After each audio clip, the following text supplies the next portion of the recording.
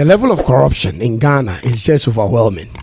It permeates through every aspect of our economy, ladies and gentlemen. Think about this.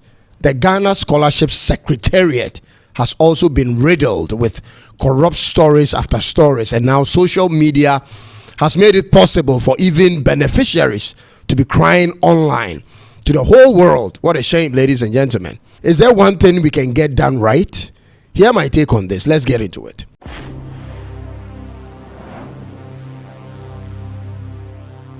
Hi, I'm Cyrus. Be sure to subscribe and click on the notification bell for more of my content. So every year the stories come out on how the Ghana Scholarship Secretariat is being skewed in favor of a certain personalities. And it's always been about politicians, ladies and gentlemen. The very top 1% of the population who gets the best financial and societal treatment in this country are the very ones taking the very little opportunities available for the ordinary person. How can it be that scholarships will be up for sale for so long a time? The thing was supposed to benefit those who either qualified but had no financial support from their homes, or those brilliant students who are sent to study a particular course that will be beneficial or useful to the state. But that's not what is happening, ladies and gentlemen. Politicians like the former member of parliament for Dome Kwabenya had herself taken scholarship to study overseas. They keep taking and taking even though they have so much. First of all, why are we sending Ghanaian students overseas to study a social science course? I have never understood this. Don't we have too many of such unemployed people with those types of degrees in the system already? Let me give you a history lesson for those who didn't know. From the mid-70s to the late 2000s, when the Chinese government was sending students to overseas to study, it was a deliberate and targeted attempt at a specific result. At the time, they knew Germany and the USA had the technologies and they needed it. So they sent students there for that purpose.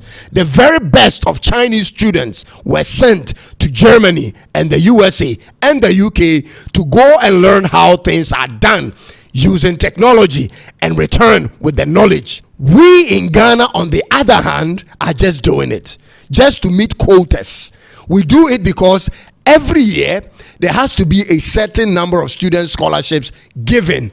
As to the necessity of the program they are going to undertake, that's not really important to us, because after all, the students who are sent to these countries by our government and our institutions won't even return to serve the nation. Can this ever happen in China or any developed country for that matter? There are thousands of trained Ghanaian students on scholarships who are living their best lives in other countries. This is happening in the Ghana Army and the Ghana Police Service and so on. Soldiers and police officers go through training in Ghana and on the field through peacekeeping missions, only for them to return and resign and leave the country. So everything is in disarray. Students are traveling to the UK to do business administration and those kinds of courses. Ghana, are these the types of programs we need to get to the next level? Where are the scholarships for engineers and technical training and the sciences and solutions-based courses, ladies and gentlemen? Where are the laid down policies for such students to return and serve their country? Do you now understand why the students don't return? Because they paid for it. You sold the scholarships to them when they didn't qualify, and hence they will also not return after graduation. Now stories are coming out on social media concerning how Ghanaian students, scholarship holders in the UK and USA are selling their Siemens to pay for tuitions. What is the meaning of that, ladies and gentlemen? You take the bribes and send them over to those expensive universities only to leave them there to hang and dry? Was that the original plan? Or perhaps someone has taken the monies and the tuition fees and sat on it? Or is it the usual occurrence where one administration gives out scholarships to children of party supporters, and when there is a change in government, the new administrators discontinue the previous arrangement? Which is which, ladies and gentlemen? Even cocoa farmers' children's scholarships are being denied them.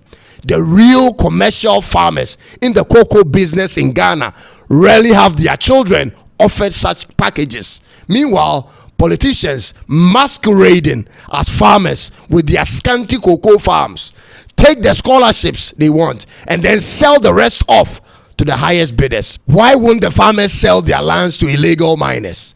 There are no rewards to it, no loan facilities, no retirement packages, and no hope for their children. After farming for many generations, they see no sign of improvement, ladies and gentlemen. The Ghana we are building is headed for a collapse.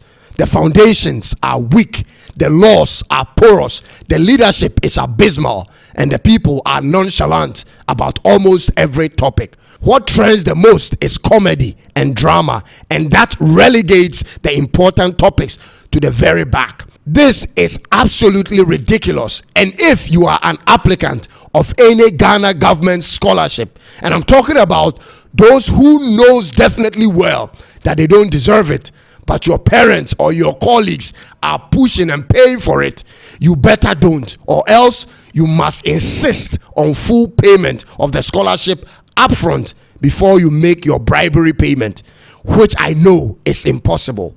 This must end, ladies and gentlemen. And remember, it's a crime against the state and a denial of those who really deserve it and are qualified for it.